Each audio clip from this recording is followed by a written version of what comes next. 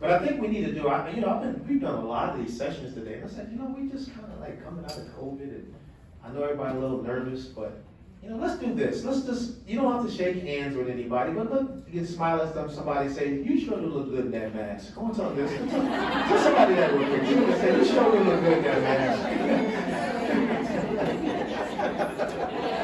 Let's do a little something on the big show, you know what I mean? Like, you look really good in that mask. Now, look, the other kid said, now, your mask doesn't look good as mine, but no. Yeah, so it's good to see you all. I tell you, I was so excited. I think I broke speed records to get here. But this is my first event in 2 years live. So let's give ourselves a hand clap. We did it, y'all. We did it. And it wasn't easy. I mean, it's been tough. It's been a lot of losses. It's been challenging for families, but we are here. And one thing I want to say right up front, for those of you who don't know me, one thing when it comes to workforce development, I'm a big supporter, advocator for those who are in the trenches, because I think that's where the greatest work in workforce development is taking place. So we spend a lot of our time and energy trying to empower those who empower. And so I love working with the Pennsylvania Workforce Development Association. This year number 10 for me, doing programs. It's been a long time. I started when I was 2. That's always the thing you have to say when you say a long time. So I was 12 when I started. But no, I was 2. I'm 12 now, sorry. But anyway, so what we're going to do is kind of get started here. I have 2 wonderful ladies that are with me. This is not, I don't have a bunch, I'll be honest with you, I don't have a bunch of data, a bunch of research. I want to lay a foundation for diversity, equity, and inclusion for you. And my hope is that when you leave today, you're going to have 5 general statements, points of conversation that you can have with anyone in your organization, agency, across the board about diversity. Because I'm going to to be honest, as a person who's been in this work for 20 plus years, we got it wrong. And that's why we keep running into these obstacles when it comes to this subject. So what we're going to do is share some insights I think that will be helpful, that can change the narrative, change the course, and realize the beauty of diversity, equity, and inclusion, because it's a beautiful thing. But we're going to give you some solid tools that can help with that. So it's going to be really informal. I will give you opportunity. I'm not one that's going to lecture you for 40 minutes. We aren't either. I know that's been kind of the way it's been going, but I may ask some questions, get your input. But please, as you share input, share it with the understanding I have to repeat it, because we have an audience out here that needs to know what you said because they can't hear you. So what I'm going to do right now is I have 2 wonderful ladies. Y'all need to give them a hand clap before you get to know who they are. So I just want to, they're just that awesome. They really are. And I'm truly honored that they're here. I want to ask you as well, if any of you got your cell phones, please take a few pictures and send them, I'm going to Coach D Speaks on Instagram so we can have some of these pictures, because we're up here and there's no photographer, but I would like to see some of these pics if possible. But I'm first going to introduce to you a new dear friend, and with Pennsylvania OVR. This is Hattie McCarter. Hattie is overseeing the diversity initiative and like 10 other initiatives, right? You got she got the right name, Hattie. She wears a lot of hats. That's good. She wears a lot of hats. But she's a tremendous person. We've interacted. I'm doing a core values integration project with them, and we're with 1,000 people. We're making it happen. But she's a big part of it, the way she operates. It's of course Shannon Austin is the executive director, who was going to be here today, but she couldn't make it. So Hattie, just kind of introduce yourself and maybe tell everyone a little bit about what you're doing with OVR as far as your diversity efforts. Good afternoon, everyone. My name is Hattie McCarter, like Coach D said. I am originally from Alabama, so I'm not a Pennsylvanian. I always like to put that out there first, because everybody's like, oh, Penn State. I'm like, no, Alabama State for me. But, so thank you so much for having me today. I've been doing DEI work for maybe I want to say about 12 plus years, but I've really been actually in the field for about 5. My role has definitely expanded to where I do wear a lot of hats, and I'm definitely going to make that my new tagline now. But I'm also in control of our HR department with communications, but with DEI. I started OVR's Diversity, Equity, and Inclusion program in 2016, but we really didn't take a strong hit until the year 2020. Being a DEI expert in this space is a very heavy lift, which a lot of people know and understand, because it's an area to where you have to decenter yourself because you're here for the people. And you're really here to help people to be bold, relevant, authentic, vulnerable, and educate them at the same time in all spaces of diversity, equity, and inclusion. I am really passionate about it. I am an advocate, and I really like to teach people how to be an advocate and ally in this space. Within OVR, we just launched our employee resource groups, to where we have a focus on recruitment, work-life balance, policies and procedures, all things together within our organization. In addition to OVR, I'm also starting my own consulting business, so where I'll be helping people kind of step in a space of how to be brave and having these courageous conversations, not just about diversity, equity, and inclusion, but about all things within your organization and how to move your organization forward. I don't know, I do a lot of things within this space. Like, I don't want to be here all day, but I believe that everybody is a champion of change. And so I'm really hoping today that you guys will be able to, and ladies, will be able to take some things from this presentation today, even if it's just a little nugget, just something that you can put in your pocket so where you can go out and be brave in this space as well. So once again, thank you for having me here. Thank you. And I've enjoyed interacting with her because when we're all in the people business, and no matter how you look at it, no matter what position you come from, we're all in the people business. And I like to work and interact with people who care about people. Someone said earlier about their passion for policy. My passion is for people. And I realize it takes people. You can have the policy, but it's people that have to execute policy. You know what I mean? So the emphasis, that's why I was really honored what Dr. Laney said about all that research and all that data boiled down to valuing people. Like, he had page upon page of things, and he said, but it boils down to it. I said, I was really honored to see that, because I've been saying that for 20 years. I could have saved you a lot of research. I could have saved you a lot of time. But anywho, but the next person I've known for a long time, we're both young, so it has, I don't want to say how long. But Jeanette Romaine over at the Chester County DCD, and I've worked with them quite a bit. We've done some job readiness motivation things, and then most recently we've done something with think tanks and DEI with their leaders. So just wanted her to introduce herself and just tell you a little bit about what they're doing and things that they're doing some neat work over in Chester County. So here you go, ma'am. Good afternoon, everyone. I am Jeanette Roman with the Chester County Department of Community Development, and I also serve as staff to the Chester County Workforce Development Board. And as Coach D had mentioned, we actually started this journey about a year ago. We got a leadership team together to really talk about how we wanted to start having more of these conversations with our coworkers. And what we thought of was bringing in a professional to kind of help build that foundation to guide the conversation. So we did reach out to Coach D, who actually assisted us with building that foundation and providing the think tanks for our leadership, getting people comfortable to have the conversation, being comfortable in the space of people having that conversation, because it is sometimes uncomfortable for people to be in that space. So we were able to talk about that with our leadership, then bring in trainings to educate our staff in regards to what that really means, what it's going to look like at a county level internally.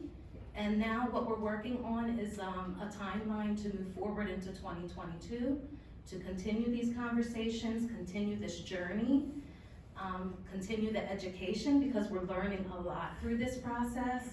And as Hattie has mentioned, it's more than just equity. It's more than just diversity, equity, and inclusion. It really is setting up your organization to work with all kinds of situations and offer more opportunities and being educated at that level. So it's been a very true learning experience, not only for myself, but for everyone that's been part of our social equity committee at DCD. And we build a timeline going into 2022, again, to kind of continue some of these things so that we could learn what we can internally and then offer it up through our contracts with our providers and partners and participants, and offer workshops and training externally. So we will continue that way until the next time, but there's so much happening. We also are connected with other organizations and other committees that are having these conversations and just offering up some history, a lot of history data to really understand how we want to move forward with it. All right, thank you.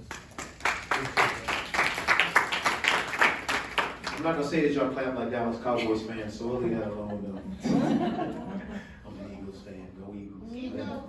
Got one person in the corner, must be a bunch of Pittsburgh people here. Anyway, we'll leave that alone. So thank you, ladies. I mean, I'm honored, you know, that they took time from both have very busy work schedules to be here, because I said, you know, I really would love you guys, you know, to share your input. And so you're gonna learn a lot from them, you know, as we go through this process. And so you notice something I did have. It's just going on its own. I don't know if this is like some kind of phantom, you know, slide deck changer, but this is going on its own. But diversity is not what we think it is. One thing I want to, just a quick point of reference I want you to write down. Diversity, equity, inclusion is a journey, not a destination. If you can please write that down, because it's important. Diversity, equity, and inclusion is a journey, not a destination. Because what I find a lot of people doing this work is they're trying to get quick to a point where they've arrived somewhere. You know what I mean? Like we arrived, we're here, we're doing X, Y, Z. But the reality of it is, this is a process that's going to take time. And so one thing that's needed and necessary is patience. You know, I was doing a project with one group and we had made tremendous impact with this group, and they're going on and seeing great things, but they weren't quite where they wanted to be 6 months in. And I said, 6 months? You expected, what are you talking? I said, you see, you're trying to rush somewhere. I said, no, you're going to have to put some time into this. And they were a little frustrated at first, but they turned it around, started thinking about it. Yes, okay, this is not about some outcome. We're gonna keep working on it now, a year in, they're rocking. Because they were willing to be patient and take time. You know, so diversity and equity inclusion is not what we think it is. A lot of times we think it's a program, it's a project, we're gonna do this, and we're gonna make it happen. We're gonna have a diverse, equitable program, and 7 months later, why don't we have a diverse, equitable program? Because we were looking for something that we didn't realize takes work to get to. It's a process, all right?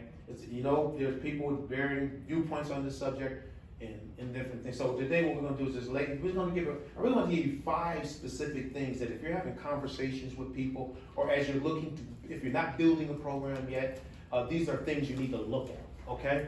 And so before I go there, let me, you know, I would think it's important, you know, to talk about historical perspective. So you see that this PowerPoint has brick background. What is the reason why? This is where I was raised. It's a place called the Pioneer Homes Projects in Syracuse, New York. The historical point is the first projects in United States history. This is the first. And it was built back in 1920 something, I don't know. And so I was born and raised there, in that project there. And so these were kind of projects where people did not want to go into. We know the stories, I don't need to go there, because of the fear.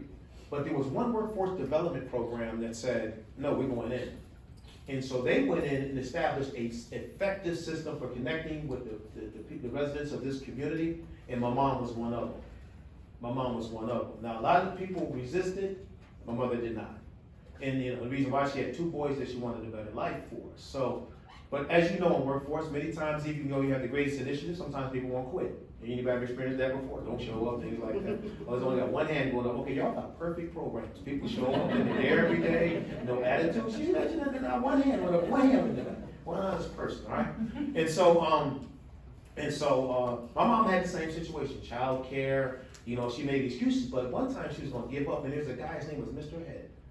And he said, you're not giving up. So he showed up at our door, told my mom, Connie, listen, you see those 2 boys over there? You're gonna stay with this program. It was an adult GED. You get your GED. You're gonna stay with the program. We have some employment opportunities after this. You're gonna stay with it. And he said, do you want them to reproduce this? Do you want a better life for these boys? And she started crying and said, yes, I do. So she stayed the course, and she ended up being the first person in our family to ever graduate with a high school diploma. The first one to ever do that. And ladies, I gotta throw this in there. Jeanette and I've heard this before, but I gotta let y'all know that. You know, she gave her class valedictorian, she was named class valedictorian, she gave her class valedictorian speech in a full-length leather suit. Come on, ladies, roll with me. Fellas, y'all don't know nothing about those leather suits, so let me go there. All right? But listen to this, ladies, in the month of June. So it was like 922 degrees out, mama got a leather suit on. And being somewhat linguistically, I was always been had a little linguistics going on. She was up there and I said, Mom, girl, you sure do look hot up here. And she looked at me, she said, I know, baby. I said, no, not hot, hot, Mom. Like, it's hot as 90 degrees. And she said, boy, you're going to use that mouth to make a difference one day. When she first heard me speak publicly, she said, I told you you're going to use that mouth to make a difference one day. And, but she went on, and to make a long story short, they worked with her, and Mr. Head didn't care. He didn't look at the color of her skin, he didn't look at anything. He just wanted her to succeed so that she can create a better life for her children.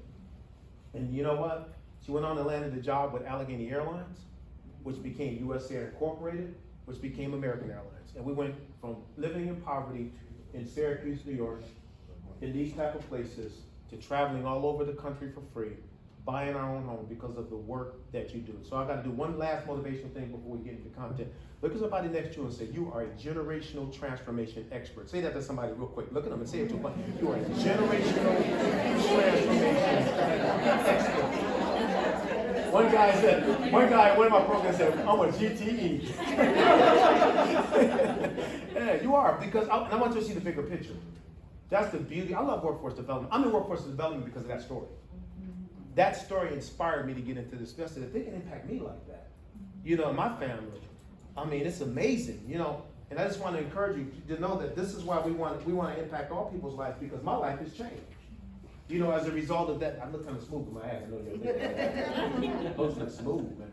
But my whole story, my children's story has been rewritten because of it.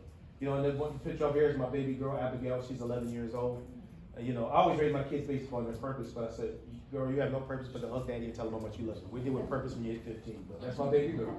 And my son Alexander, I love these comparison pictures. When he was 3, he had an interest in being involved with the military, but he wanted to go to college. You know, so he's now at Virginia Military Institute, and that picture shows how purpose starts early. And then, so we have a switch your mic up. Okay. You know, I think it just came loose. Come in.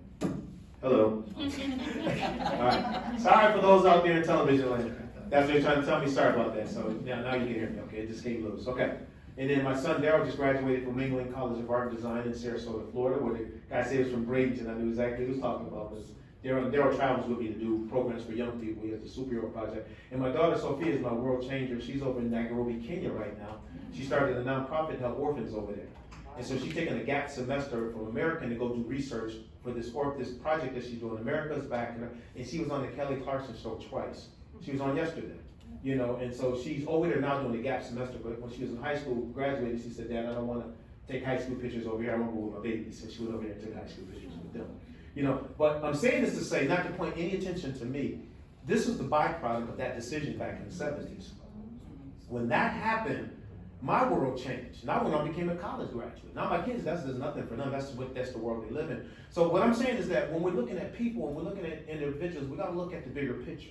You know, look at the individuals and say, man, you know, we impact this life in this manner. It can be generational. Now, my family is contributing in a very positive way to man. My kids are doing some great things. I've been married for 27 years as well. Got to mention that. Just gave my wife watching this record. Love you, baby. Oh, we get in trouble talking about the kids. Don't mention her. You know? 27 wonderful years.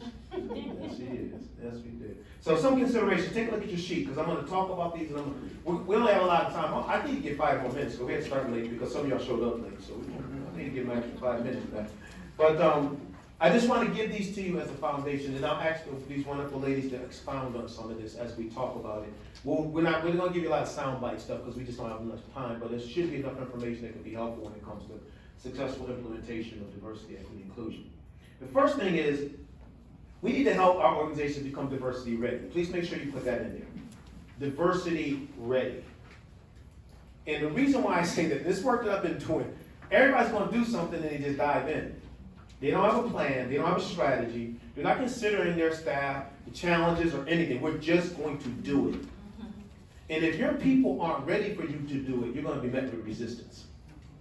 Because a lot of people don't understand diversity, equity, inclusion. I'm going to explain why in just a moment. But Hattie, we were talking about this, and you said, let's talk about how important it is for diversity ready. Could you just expound on it from your thoughts? I know we talked about it for just a few moments, why it's important. There's this saying, like, you don't have to get ready, you have to stay ready, right? And so diversity, equity, and inclusion is really in everything that we do, from where we shop, where we buy our clothes, from everything, right? And so one of the things that I have to do within my organization, I had to start with the why. How many people in the room are women? How many people in the room are men? How many people are part of the Black and brown community, right? So are we really diverse? Is our hiring processes, are those diverse? And as far as, are we expanding our workforce? Are we including people whose first language is not English, right? So are we really doing what we're supposed to be doing? And so it was crickets.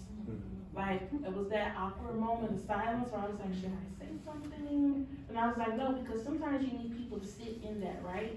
And that's another part of getting ready, being able to reflect and be aware of not who you are, but where, you know what? Maybe in my recruitment efforts, maybe I should have went to those historical Black colleges and universities and getting those people as well, right? Because they can do the same job as our other, Caucasian brothers and sisters, right? And so I really had to help people start thinking about, okay, when this happened, did you do everything that you could have done? Was it really diversity, equity, and inclusion? Was our resources for these marginalized communities, were there really equitable resources out there? And Jeanette, I want her to answer the question too, because they did something no one has ever done. You may not know that I'm gonna say this, but I went into my time interacting with them with research. They had done their own research. And I just loved it because it was like they were saying, we want to hear what people are thinking. Could you talk about that research a little bit? Because I thought it was really good and it was really well done, so. Yes. Yeah, so what Coach D is referencing is that prior to our work with our leadership think tanks with Coach D, we actually created like an 18 question survey to kind of get an idea of where the staff in the department were with this topic and how comfortable people were with having the conversation. Yeah. And it was amazing to see the results and what we call our pre-survey. We're actually working on a post-survey to see what the difference in the data would be now that we've had the leadership think tanks, we've had training, we've had the conversations a little more, we're a little more educated on this topic. So we're going to be building a post survey to see, but the questions that we asked were basically, like, hey, are you comfortable having this conversation with coworkers of color? Or, are you comfortable speaking about these different topics? And there were multiple choice, true and false, different type of data sets. But it really did help give us an idea of where to start. So that when we brought Coach D in, we did have some idea of what the staff in the department were comfortable with, because we didn't want to overwhelm people with this conversation and take them through this journey. Again, it's a learning process, it takes time. We really wanted them to be able to stay engaged and kind of embrace what we were doing here. And that's exactly what happened through the process. I was amazed by it because one thing she did mention, like a question she asked that a lot of people don't want to ask, is how do you feel we're doing as an organization? And a lot of people want to avoid that. They didn't avoid it. And they got mixed reviews about it. Can I be honest? I got mixed thoughts on that. But I started noticing over time that started to shift, where people were really appreciative of the approach that you all were taking. That's good leadership. That's Pierre Campbell, and he says this, that's your second point here, it's just a new understanding. Diversity, equity, and inclusion is a human relations issue. Period. It's a human relations issue. We're not talking about alligators, we're not talking about kangaroos, we're talking about people. And I think that sometimes just going from that perspective changes the game in how we communicate, because we talk about human beings. And that's an important perspective, because it can cause one to start thinking, man, why do I think the way I think, or why is this such a challenging topic, and things like that. We realize we're talking about mothers and fathers, aunts, uncles, cousins, friends, family, things like that. It's a different conversation. And I know a lot of people don't want to hear it, but we're also talking about people who are not. A lot of times you hear people say about making things up. People aren't making things up. Like some of the things that people go through, they go through. And it's not just, you know, black folks, it could be females. A lot of females have been marginalized in the workplace. It could be a variety, like Hattie said, different groups that we're talking about. But the reality is, okay, the people are going through certain challenges. How can we address it to make sure, and I'm gonna talk about that in just a few moments, that our organization can see people for who they are and deal with them from that perspective, the talents, the gifts and abilities that they bring to the table. You know, talk about, you know, how do we do that organization? I'm gonna say that real quick. I got a few thoughts I want to share with you, but I want to go to this next point first. And that is, I want to talk about what diversity, this is really important. I want to talk about what diversity is and what it is not, okay? And so we're going to put this to rest today, all right? So I'm going to do a little motivational thing again. I can't help myself. Yeah. Look at somebody and say, Coach D going to put this to rest today. Come on, look at somebody and say, the coach going to put this to rest today. We're going to put this to rest. Because I had these conversations before. I just sit there like, are we going to ever get past this? You know what I mean? So this is the first thing.